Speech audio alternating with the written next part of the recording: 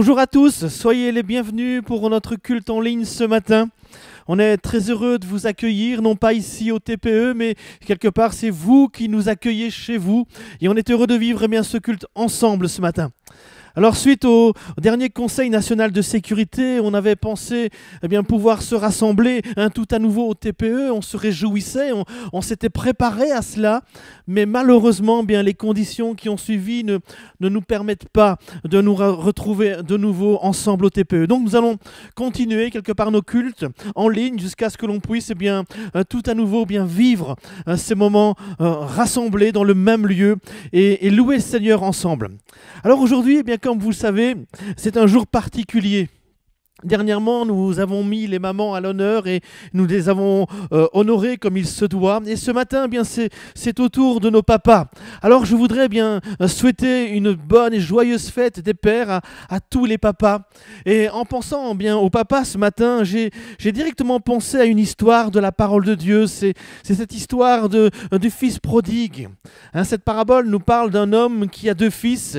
Et l'un des deux fils va à un moment donné réclamer la part d'héritage qui devait lui revenir, et il va quitter le foyer, la maison du père pour aller vivre sa vie comme bon lui semble, et il va dépenser tout cet argent comme tout le monde un peu dans les plaisirs du monde, dans les joies de ce monde, et finalement lorsqu'il va se retrouver dans une détresse terrible, dans la misère, il va décider de revenir à la maison du père.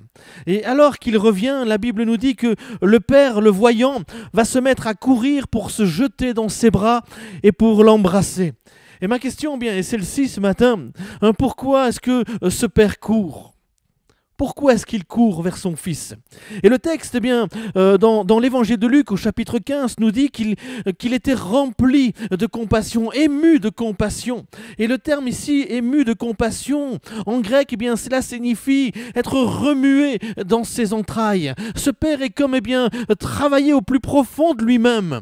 Et quand il a vu son fils sur le chemin du retour, je crois qu'il a vu là toute sa détresse, toute sa souffrance, toute sa peine. Il était remué dans ses entrailles en voyant son propre fils revenir à la maison.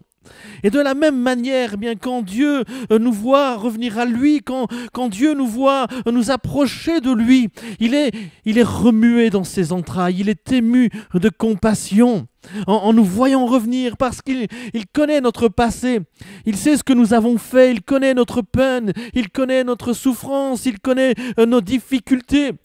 Et il sait tout ce que l'on a peut-être pu traverser.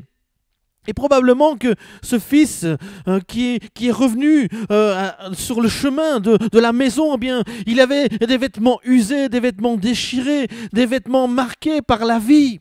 Et parfois, lorsque nous nous approchons de Dieu de la même manière, nous pouvons aussi être marqués par la vie, être déchirés par la vie, être maltraités par la vie. Mais Dieu est ému de compassion, et voyant notre souffrance, il met tout en œuvre pour nous ramener à lui, pour que nous puissions nous approcher tout à nouveau de lui. Et il court vers nous, c'est l'image vraiment qui m'interpelle ce matin. Dieu est un Dieu de compassion, il nous aime, il veut le meilleur pour nous. Et quand il nous voit dans une situation de détresse, il est remué dans ses entrailles. Il met tout en œuvre pour que l'on soit rétabli dans la maison. Et ce matin, nous voulons fêter ce Père-là, ce Père ému de compassion pour ses enfants. On veut le célébrer comme il se doit ce matin. Alors que nous fêtons tous les papas, nous voulons aussi fêter notre Père Céleste. Avec l'équipe de louanges maintenant, on va chanter, on va louer Dieu et on va bénir celui qui est notre Père et à qui toute la louange et la reconnaissance revient. Soyez bénis, passez un bon culte ce matin. Je vous retrouve tout à l'heure.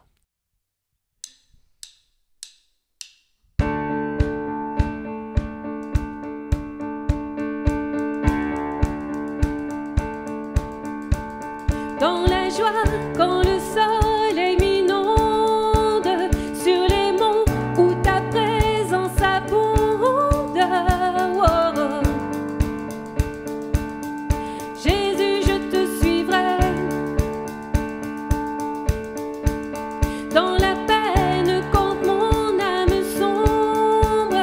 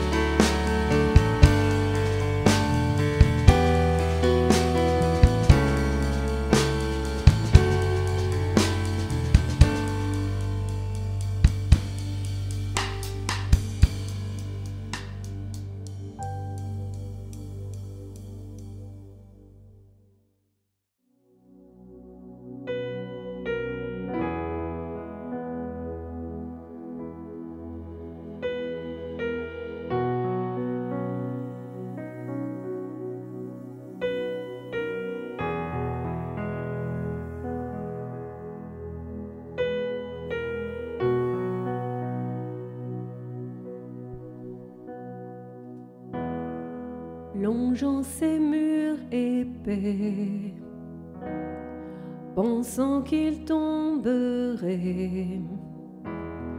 Mais tu ne faillis jamais. J'attends le changement, conscient de ta victoire. Mais tu ne faillis jamais. Ta promesse est vraie, tu es un Dieu fidèle, aussi fidèle. Je suis dans ta main, je suis certain que tu ne failliras jamais.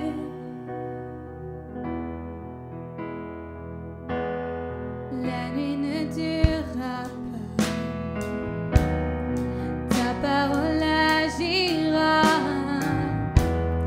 mon cœur chantera tes louanges.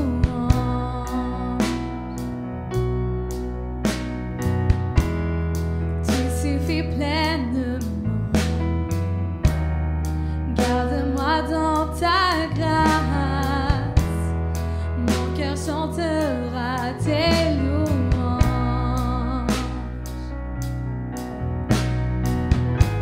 Ta promesse est vraie, tu es un Dieu fidèle, aussi fidèle. Je suis dans ta main, je suis certain que tu ne failliras jamais. Ta promesse est vraie, tu es un Dieu fidèle, aussi fidèle. Je suis dans ta main, je suis certain que tu ne failliras jamais. Tu ne faillis jamais.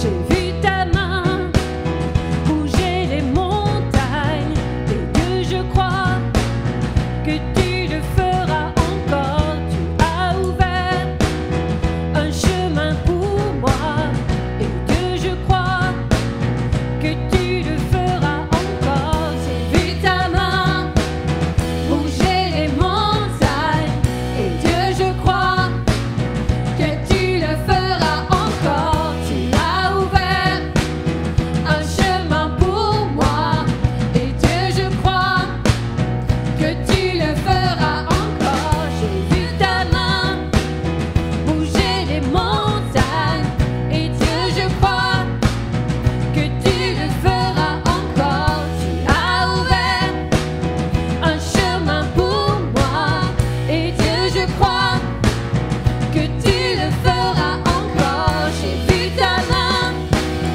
bouger les montagnes, et Dieu, je crois que tu le feras encore. Tu as ouvert un chemin pour moi, et Dieu, je crois que tu le feras encore. Que tu le feras encore.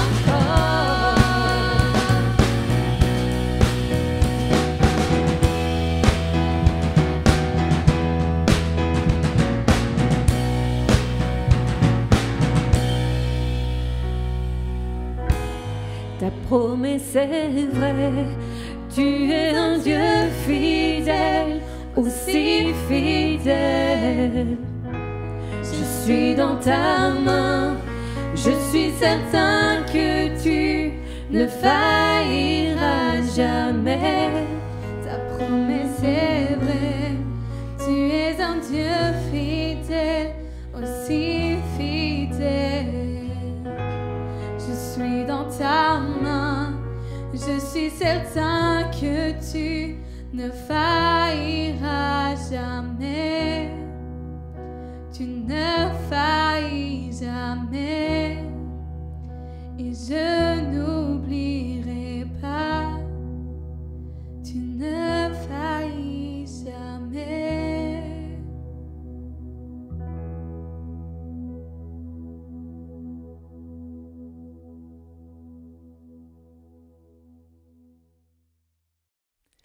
Bonjour à tous, très heureux de vous retrouver ce matin, d'être ensemble pour encore un moment privilégié autour de la parole de Dieu. Et aujourd'hui, c'est la fête des pères en Belgique.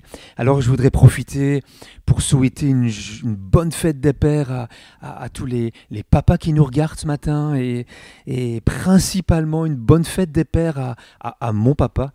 Voilà, que le Seigneur vous fortifie richement et merci pour tout ce que vous êtes et ce que vous avez été, ce que vous êtes et ce que vous serez encore.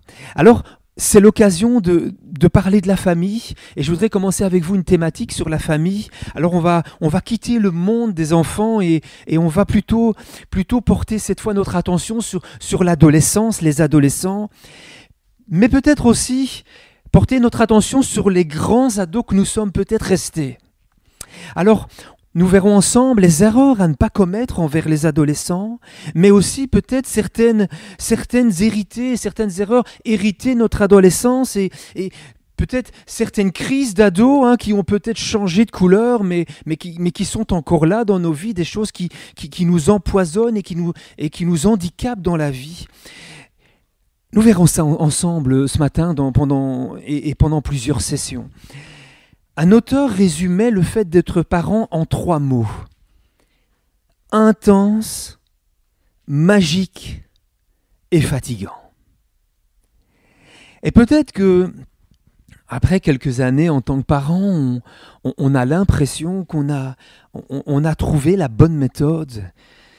Ça commence à rouler et puis subitement, on est face à une période troublante.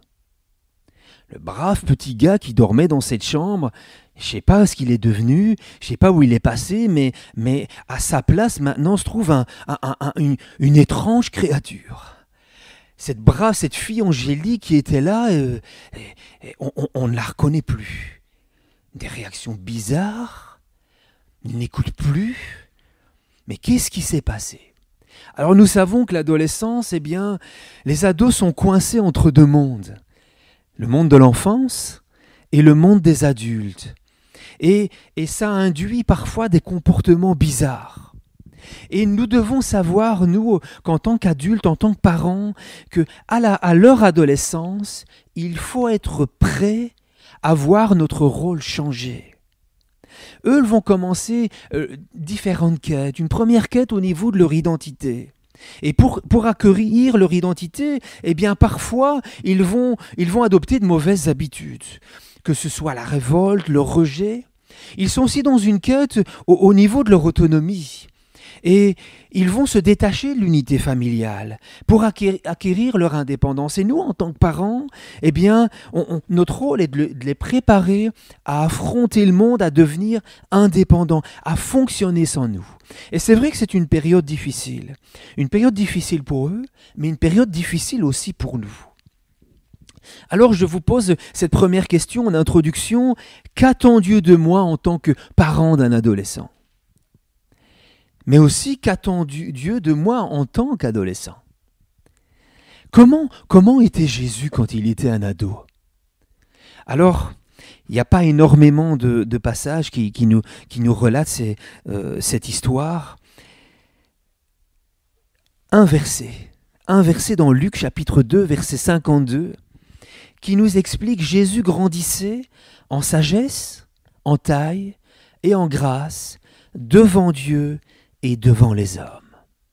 La transcription Parole vivante nous dit « Jésus continuait à grandir, son intelligence s'affinait, il se rendait toujours plus agréable à Dieu et aux hommes. » Alors dans ce passage, on nous parle des 4 domaines principaux de la vie. On nous parle du physique. Il grandissait en stature. On nous parle du mental. Il grandissait en sagesse. On nous parle du spirituel devant les hommes, mais il était aussi agréable devant Dieu plutôt, mais il était aussi agréable devant les hommes. On nous parle des relations du social. Alors, pour grandir en harmonie, dans ces 4 domaines qui sont interconnectés dans nos vies, eh bien c'est important de grandir en harmonie afin de devenir des personnes équilibrées. Alors on ne peut pas compter sur la télé pour éduquer nos enfants, malgré le nombre d'heures qui passent devant la télé par jour. On peut pas L'école, c'est aussi compliqué, on n'a pas le temps d'approfondir ce point. Reste la famille quand il y en a une. Alors il est important pour nous, en tant que famille, en tant que parents, d'être intentionnels. Parce qu'une éducation irréfléchie peut avoir des conséquences dramatiques. Dramatiques pour eux, dramatiques pour le bien vivre et le bien-être à la maison. Je lisais cette histoire de Joe. Joe, la situation est devenue difficile à la maison. Joe, c'est un adolescent. La situation a commencé à se dégrader quand il a changé de look. Et son père disait simplement, bien, il fait sa crise. Il est en crise d'ado. Et Joe, à un certain moment, eh bien, s'est réfugié chez un ami. Et il a vécu là pendant plusieurs moments, plusieurs temps. Et ce père de famille expliquait, eh bien, Joe, quand je l'ai vu arriver, on aurait dit une pêche qui était restée à la cave pendant 1 an, avec cette barbe, on aurait dit un chrysanthème ébouriffé avec sa chevelure, et je vous laisse découvrir à quoi il aurait pu ressembler sur ces images. Et un matin, eh bien, lors du déjeuner, Joe, eh bien, il s'arrache un cheveu ou un poil de barbe, il le présente là à cet homme et il lui dit « Est-ce que ça vous fait peur ?» « Ben non, pas du tout. Pas du tout. Tu ne me fais pas peur, Joe. » Et puis il enlève un deuxième. « Est-ce que ça maintenant ça vous fait peur ?» Ben non, pas du tout, mais où tu veux en venir? Et alors Joe répond « Eh bien, mon père, il ne sait pas que derrière mon look, derrière cette chevelure, derrière, eh bien, se trouve toujours le même garçon. Le même garçon. Mon père a cette image de moi, de quelqu'un qui est devenu mauvais. Alors qu'en fait, simplement ce gars était en bataille avec sa propre identité. Nous avons besoin de véhiculer, de construire, de mettre en place des valeurs solides sur lesquelles nos ados pourront s'appuyer afin de devenir des jeunes adultes équilibrés, confiants et bien dans leur peau. Alors cette semaine, eh bien, j'ai lu énormément ces dernières semaines pour préparer ce sujet. J'ai lu dans le monde séculier, sur le net, les 10 attitudes des parents exceptionnels de Michael Gross. Michael Gross, depuis plus de 20 ans, il est le pionnier d'une parentalité bienveillante en Australie. Il est auteur numéro 1 au rayon parentalité, il est conférencier, il est très connu, formateur, il passe à la radio et à la télé. Et il se posait la question, ce spécialiste, mais qu'est-ce qui rend des parents exceptionnels? Alors, c'est quoi un parent exceptionnel? Alors on aurait tendance à imaginer un parent exceptionnel, c'est un parent qui est toujours là, un parent qui fait passer les intérêts de ses enfants avant les autres. S'il y a une maladie, s'il y a une maladie grave, un problème pendant une période de guerre ou de pauvreté, eh bien c'est quelqu'un qui va faire face à l'adversité, qui ne va pas baisser les bras. C'est l'image que nous avons d'un parent exceptionnel, un parent avec un grand S, un Superman. Michael Gross, lui, explique qu'il est convaincu qu'il n'y a pas besoin de circonstances dramatiques pour trouver des parents exceptionnels au quotidien. Je lisais aussi un autre bouquin dans ma bibliothèque biblique, avec mes livres bibliques, Les 10 erreurs commises par les parents envers les adolescents de Jay Kessler. Et en fait, ces différents bouquins, ces différentes lectures, qu'ils soient d'auteurs bibliques ou pas, eh bien, se rejoignent, où on y trouve d'une part des conseils basés sur le bon sens, mais on y trouve aussi, que ce soit dans le monde séculier ou dans le monde chrétien, des conseils des conseils qui sont bibliques, des conseils que nous retrouvons dans la parole de Dieu. Alors j'en ai tiré le meilleur pour nous, pour ce matin et pour les différentes sessions que nous aurons, cette attitude à développer dans une famille. Alors je vous invite ce matin, on va en découvrir 2 ensemble. Et la première attitude à développer dans une famille est celle-ci. Les parents exceptionnels autorisent leurs enfants à être eux-mêmes et savent encourager leur personnalité. Alors c'est vrai que beaucoup de parents ont naturellement des rêves pour leurs enfants. « Ah, tu seras docteur, mon fils. Oh, toi, ma fille, tu seras une tenniswoman extraordinaire. » Michel Gross dit « Ce que les parents exceptionnels réussissent à faire, c'est à accepter leurs enfants tels qu'ils sont, sans les juger selon le prisme de leurs propres aspirations.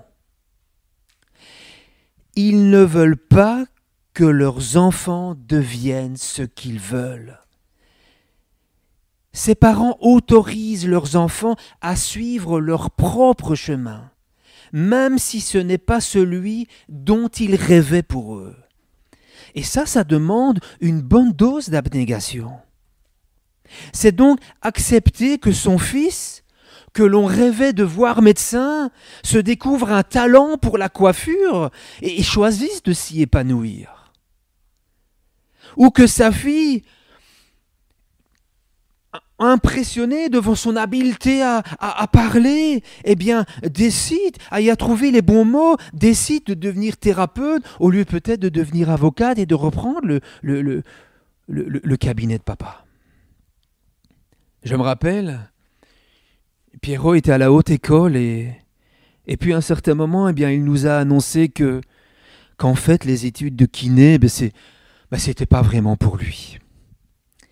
Alors j'aurais dû m'en douter parce que vers la fin de cette première partie d'année, il finissait par m'envoyer pendant les cours des blagues. J'aurais dû me douter. Et puis il nous explique que finalement, c'est la cuisine qui veut le faire, c'est l'Horeca. Quelle ne fut pas ma surprise. Et puis aussi, je pensais, mais l'Horeca, ce sont des artistes, c'est cuisinier, mais c'est un métier difficile. C'est un métier difficile avec des horaires, des horaires pas possibles. Alors les parents exceptionnels ne vont pas seulement accepter,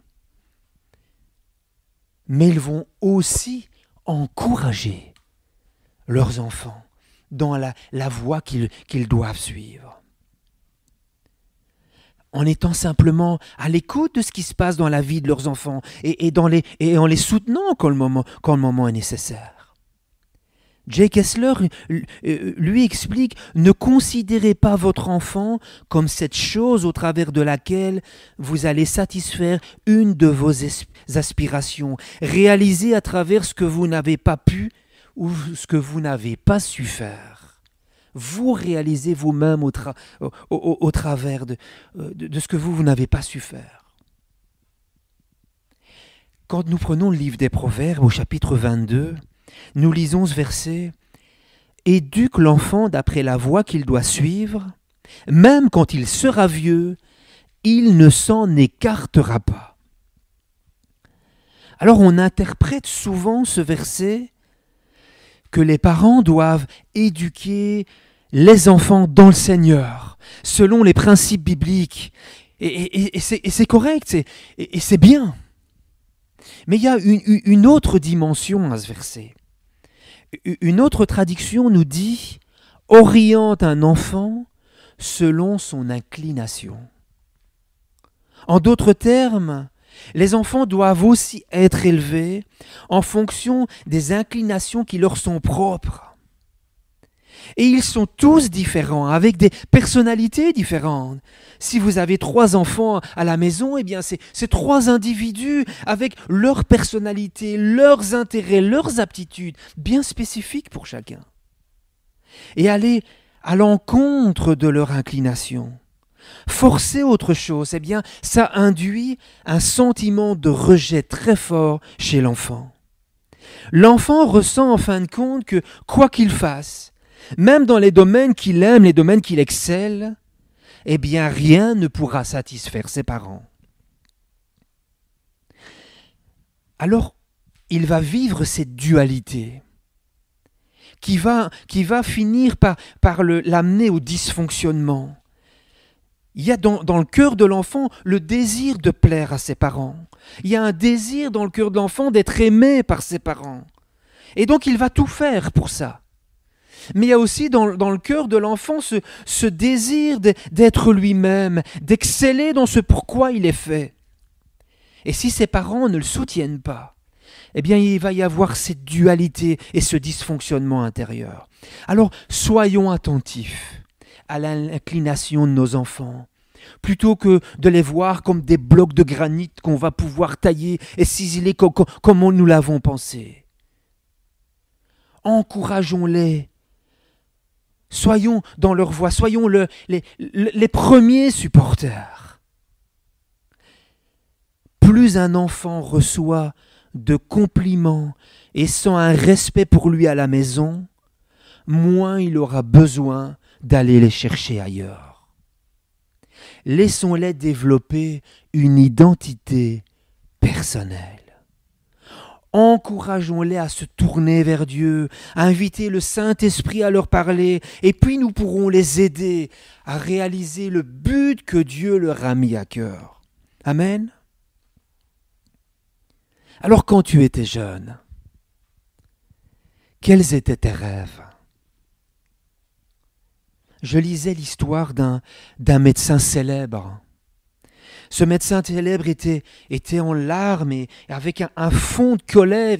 Il disait « Je déteste ce que je fais. J'ai toujours senti que Dieu m'appelait à être missionnaire. Mais mon père ne voulait pas.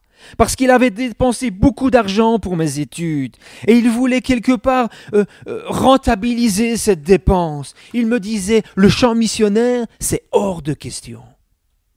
Et cet homme est arrivé au sommet. Il avait une carrière qui était couronnée de succès. Et il était toujours à regretter la perte de son rêve. Un rêve que son père avait détruit. Est-ce que face à tes rêves, tu as aussi entendu « Non, ça c'est impossible. Je veux que tu sois quelqu'un d'autre. » Vous savez, nous avons été créés à l'image de Dieu. Et Dieu est si grand, si varié, à multiples facettes, il est si créatif qu'il nous a donné une personnalité propre à développer. Il t'a donné une personnalité bien à toi que tu devais développer. Dieu n'accorde pas des bons dons et des mauvais dons, mais il accorde seulement des dons qui sont différents. Nous devons accepter cette réalité pour nous-mêmes et l'accepter aussi pour nos enfants. Alors l'attitude numéro 1, les parents exceptionnels autorisent leurs enfants à être eux-mêmes et savent encourager leur personnalité. Deuxième attitude, eh bien ces parents évitent un piège. l'erreur de ne pas insister sur l'essentiel, mais d'insister sur les points secondaires. Alors vous savez, moi je suis convaincu que les ados, les gars sont capables de ranger leur chambre et de ramasser leurs chaussettes. Mais je sais aussi qu'il est plus facile pour une mère de le faire plutôt que d'enseigner à son gars de ramasser ses chaussettes. Mais Dieu n'a pas créé les parents pour qu'ils soient les gardiens de leurs ados. J. Kessler nous dit « Quand les parents ont l'obsession de la propreté et d'une apparence conforme pour leurs enfants, ils manquent l'essentiel. Ils ne font qu'insister sur des points secondaires. » Alors, dans les années 70, les années 80, les garçons portaient les cheveux longs. Et moi, j'en rêvais. D'ailleurs, j'avais des cheveux pour ça. Ils étaient extraordinaires, mes cheveux. Vous en doutez là aujourd'hui. Hein, vous en doutez en me voyant. Mais je vous assure, j'avais des cheveux pour avoir les cheveux longs m'auraient bien été.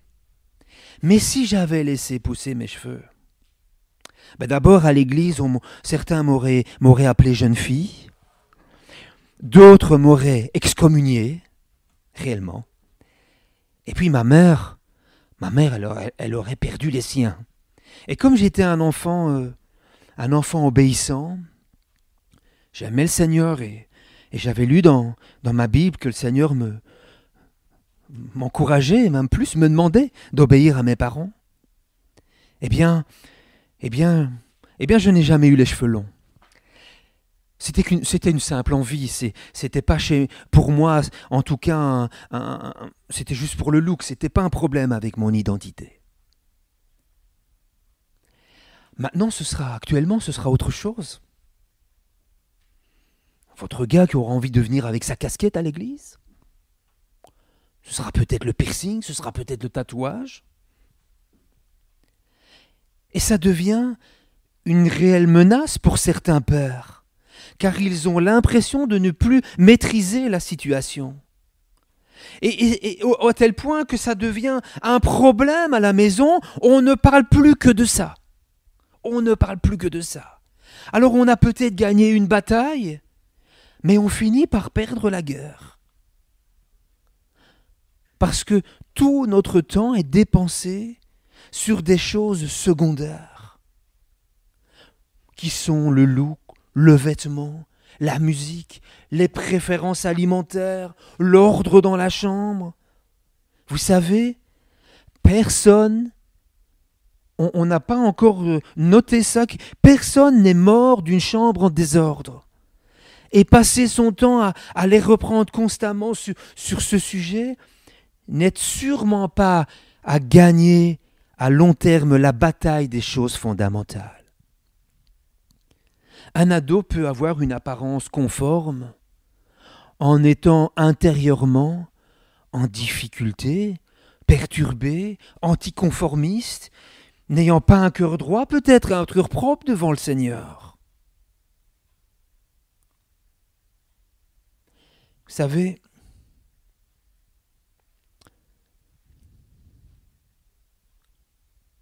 ne laissons pas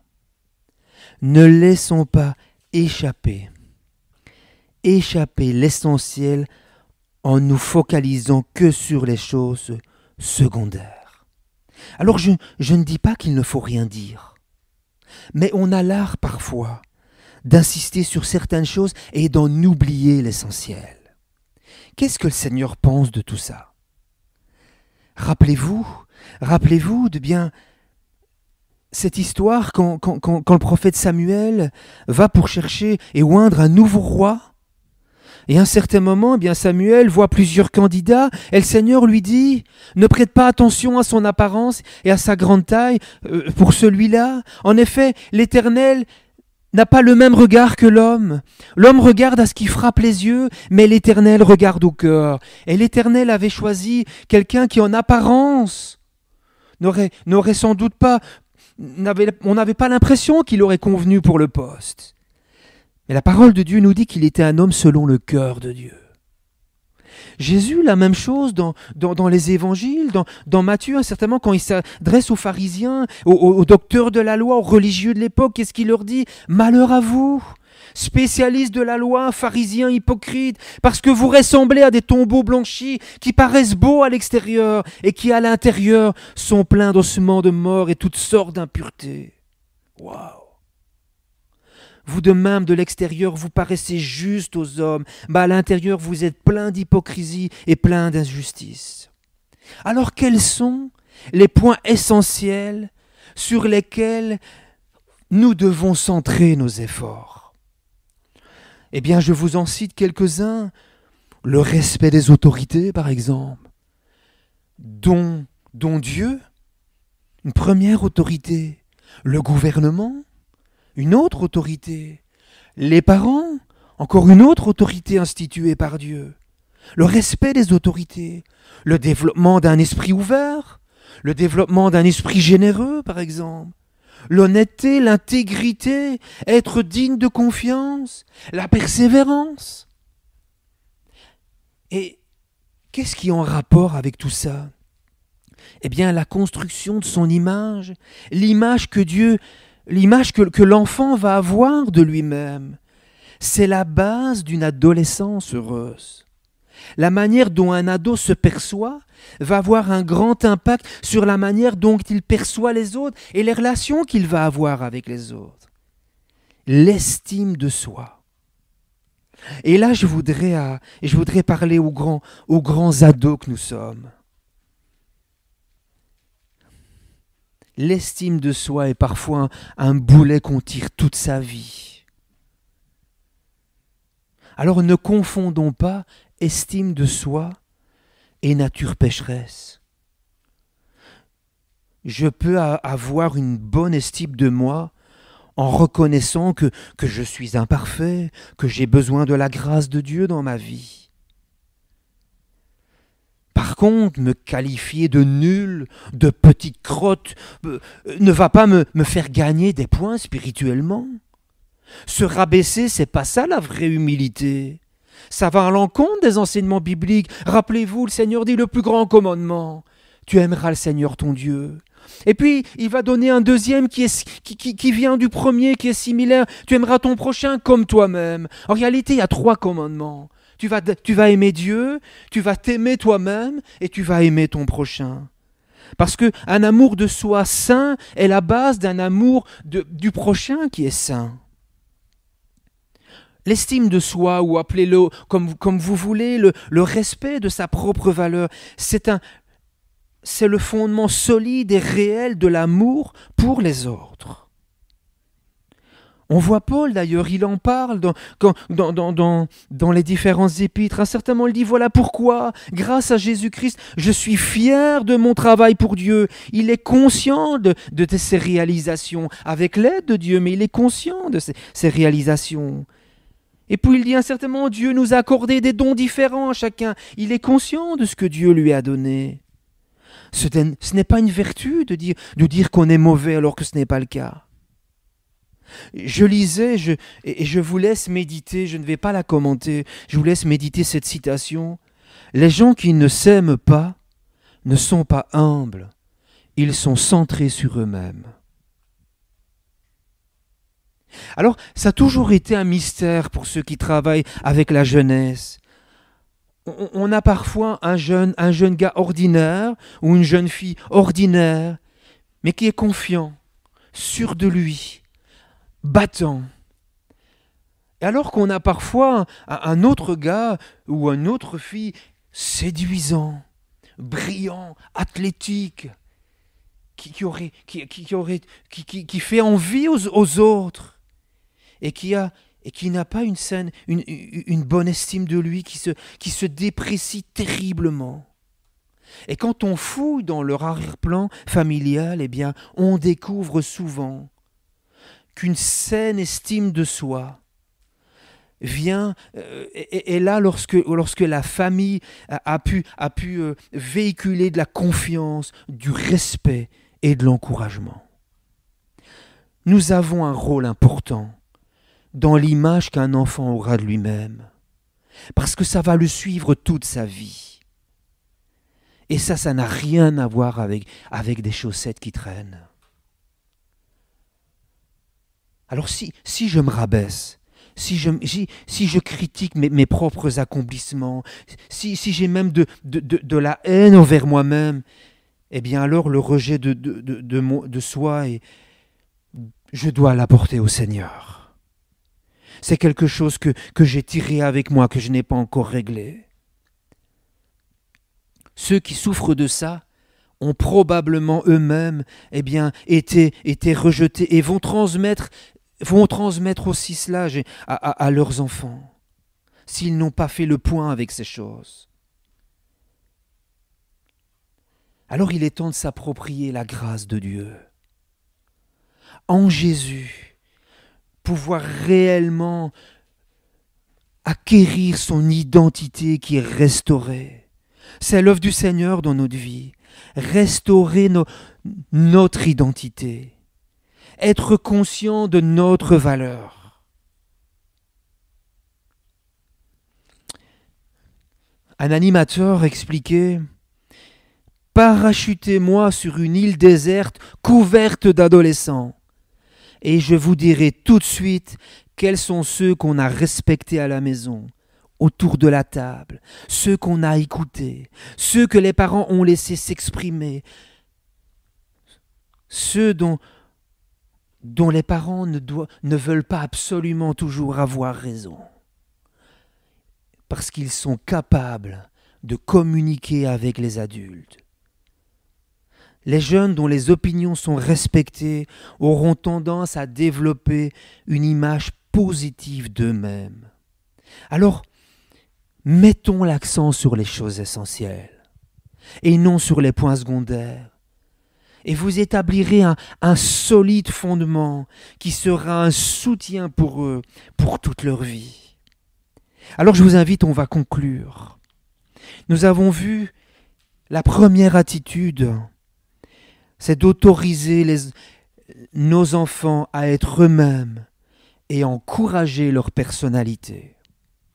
La deuxième attitude, c'est de ne pas se laisser piéger par cette erreur, d'insister sur des choses, uniquement sur des choses secondaires et laisser passer l'essentiel.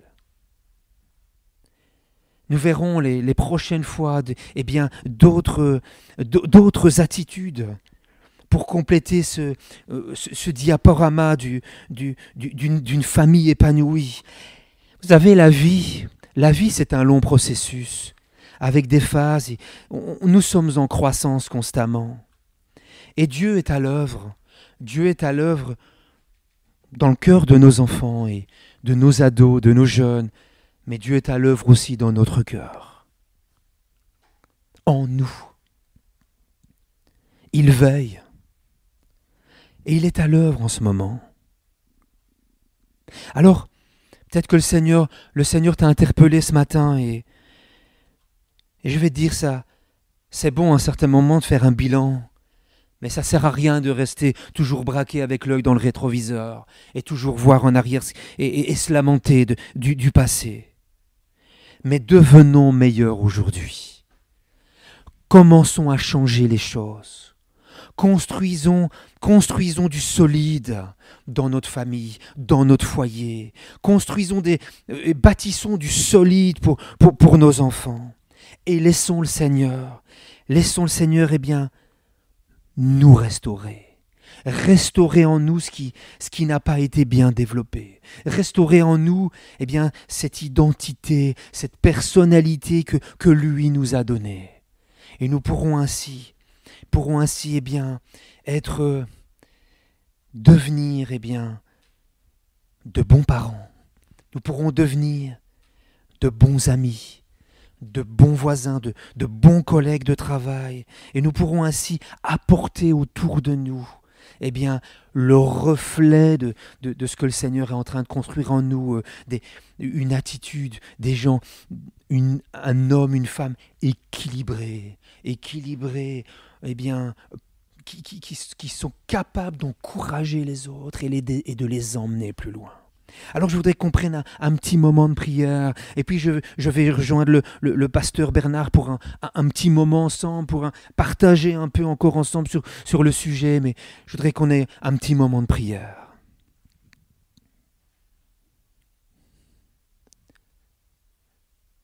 Seigneur, connais bien où tu en es maintenant, ta famille, tes difficultés, tes défis.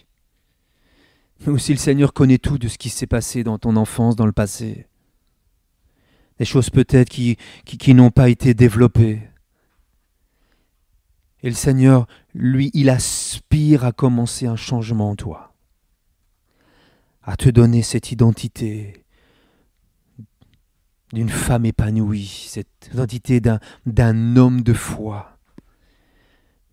Je voudrais que tu puisses courber la tête et que tu puisses te mettre avec moi devant le Seigneur. Nous allons prier. Père éternel, heureux d'avoir passé ce moment dans ta présence. Et Seigneur, je voudrais t'apporter, Seigneur, chaque auditeur, chaque auditrice ce matin, chaque frère, chaque sœur, chaque ami. Tu connais toutes choses, Seigneur. Certains ont besoin d'être encouragés au niveau de leur situation familiale. D'autres ont besoin d'être restaurés. Seigneur, je te demande que tu viennes maintenant, Seigneur, faire ton œuvre dans les cœurs. Nous croyons à l'action du Saint-Esprit. Nous croyons, Seigneur, que tu as prévu une nouvelle route, Seigneur. Une nouvelle route avec, Seigneur, de nouvelles choses. Tu fais toutes choses nouvelles, ta parole nous le dit. Les choses anciennes sont passées. Rappelez-vous, nous avons terminé ce temps de louange avec ce chant qui nous disait que le Seigneur ne faillit jamais. Tu ne faillis jamais, tu es un Dieu fidèle. Je suis dans ta main et tu ne failliras jamais. Ta parole agira. Ta parole agira. Et nous voulons ce matin que la parole de Dieu, elle agisse dans chacune de nos vies. Que le Seigneur soit béni. Que le Seigneur soit béni et soyez encouragés, soyez richement bénis. Et je vous donne rendez-vous la semaine prochaine pour la suite de cette thématique. Soyez richement bénis. Longeant ces murs épais, pensant qu'ils tomberaient, mais tu ne faillis jamais. J'attends le changement, conscient de ta victoire. Mais tu ne faillis jamais. Ta promesse est vraie, tu es un Dieu fidèle, aussi fidèle. Je suis dans ta main, je suis certain que tu ne failliras jamais.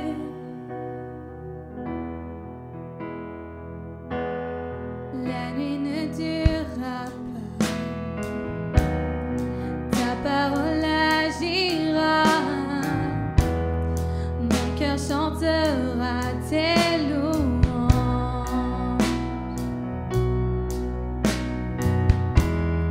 Tu suffis pleinement, garde-moi dans ta grâce, mon cœur chantera tes louanges.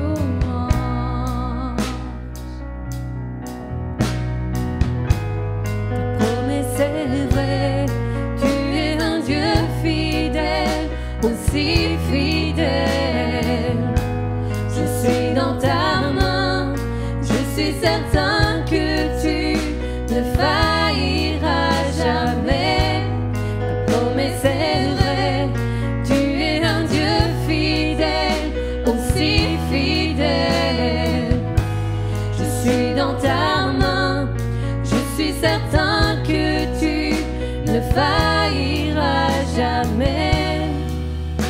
tu ne faillis jamais.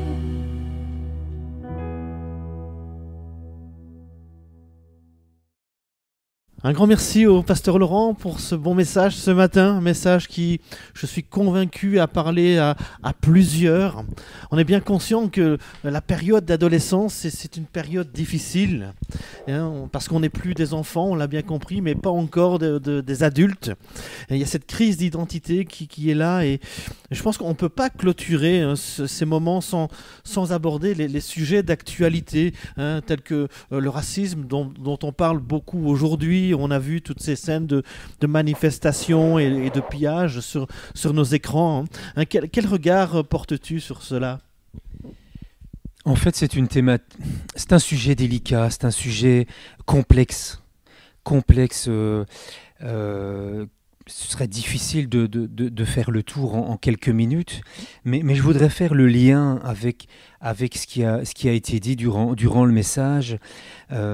C'est clair que ce qui s'est passé est dramatique.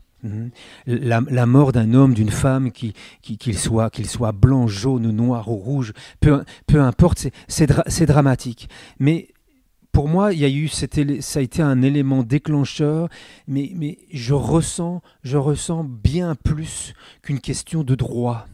Je ressens dans ce qui se passe une souffrance intérieure, des cœurs qui sont à vif, hein, qui crient de désespoir. D'ailleurs, il y a eu des manifestations qui ont été faites et qui se sont mal terminées avec du vandalisme. Et donc, on a l'image de personnes en souffrance, de gens qui sont dans le désespoir. Alors, c'est clair que la parole de Dieu, elle regorge d'enseignements, de commandements contre la discrimination, contre l'injustice. Je ne sais pas si vous avez eu l'occasion de suivre avec nous jeudi passé. On est ensemble à 18h avec Éric Sellerier, où plusieurs invités étaient là et parlaient de ce sujet. Et je crois que c'est le pasteur Claude Houd qui nous disait à un certain moment que l'Église doit porter bien haut ces valeurs de justice, valeurs d'égalité, de fraternité. Et c'est clair que l'Église ne peut pas rester silencieuse. Et l'Église doit quelque part affirmer ce que le Seigneur veut communiquer concernant ces choses.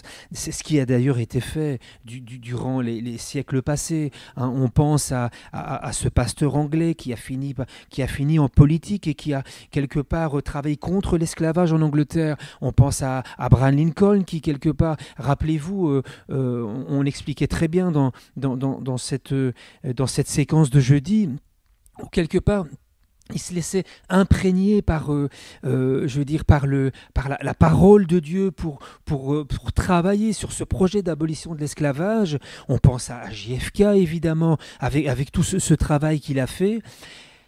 Et évidemment, le Seigneur Jésus, qui est l'espoir du monde, à toute cette souffrance. Mais je pense que nous devons commencer, chacun dans sa sphère d'influence. Et ça, c'est le plus important. Commencer d'abord dans sa maison. Il y a des études qui ont été faites et on remarque que l'augmentation de la violence est proportionnelle et liée en fait à la destruction de la cellule familiale. Que quelque part, là où il y a de la violence, eh bien, il y a pratiquement tout le temps la disparition de la figure paternelle. Soit il n'est plus présent physiquement, soit il a démissionné au niveau de ses engagements. Et donc, je crois que c'est là qu'on doit commencer à travailler dans sa sphère privée. Tu parlais justement de l'influence de la parole de Dieu et puis du rôle du père aussi au sein de la famille. Et par rapport à cela, c'est vrai que moi je me rappelle de mon éducation qui m'avait été transmise par ma grand-mère, une bonne éducation qui m'avait appris donc plein de principes sur le savoir-vivre, la manière de se tenir, etc. Mais à l'adolescence, lorsque je suis reparti vivre chez ma maman, donc j'ai vécu là une véritable crise crise d'identité sur le plan personnel. J'aurais eu besoin dans ces moments-là, je pense, en tout cas, un modèle à suivre, un exemple à la maison, l'exemple d'un père qui malheureusement pour moi n'a pas joué son rôle, n'a pas été présent lorsque j'en ai eu besoin. Et les seuls modèles que j'ai trouvés, c'était mes amis. Qui étaient dans les rues, et donc j'ai suivi leur influence en commençant à sortir avec eux, en faisant les choses qu'ils faisaient, et on a commencé à boire, et quand on a bu, eh bien on ne sait plus trop ce qu'on fait, donc j'aurais pu mal tourner si j'avais continué sur ce chemin-là, et je n'aimais pas. Je n'aimais pas ce garçon que j'étais en train de devenir. C'était quelque chose pour moi, j'avais horreur de cette vie-là. Je voulais mieux, je voulais plus pour moi, mais voilà, le chemin que j'avais embarqué, eh bien c'était un chemin de perdition qui me conduisait dans des choses mauvaises, et c'est à l'âge de 16 ans, relativement jeune encore, et je bénis Dieu pour cela. Mais à l'âge de 16 ans, là, il y a eu un vrai tournant dans ma vie.